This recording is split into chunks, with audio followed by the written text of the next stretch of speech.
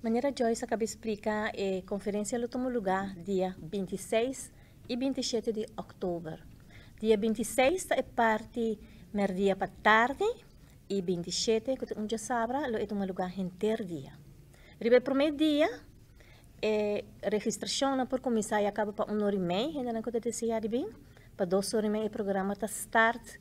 Nós temos para começar, nós temos Minister de Aruba, que é Dr. Lampe, que está dando speech. E nós temos também deputado de Bonaire, que lhe a palavra. E depois de nós temos presidente da plataforma. E mais depois nós temos oportunidade de ter um panel por fazer perguntas e discussão tocante o que acontece adiante. Um pouco mais tarde, vai chegar no mês, nós temos algum orador de Aruba, de Bonaire, de Holanda e de Curaçao. Cada um vem com um tópico que é importante para a isla, para o lugar. Então, depois de também, a trove tem chance para fazer perguntas e discutir junto. Riba de Sabra tem par de tópicos interessantes também riba mesa. Esse é o start 8h30, start com registração. O programa está start no EBOR.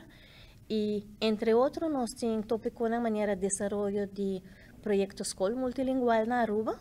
E o resultado de agora está na encargo de senhora Regine Cruz e senhora Marilyn Williams. Nós temos de Curaçao, senhora Marta Daykoff e representante mais que está papel tocante a desenvolvimento de papiamento e manejo de idioma na Curaçao, de comunidade e ensinança. Um pouco mais lá, nós temos uma pessoa de Bonaire, que está Sidney Martin, que o papel tocante a desenvolvimento de papiamento e manejo de idioma na Bonaire.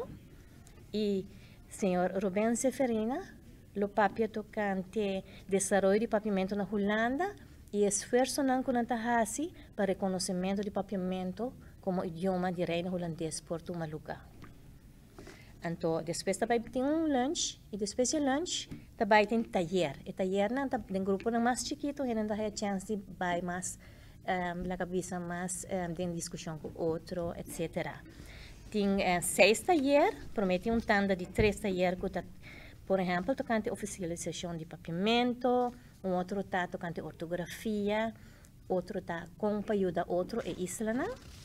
E também de 2 tandas, tem,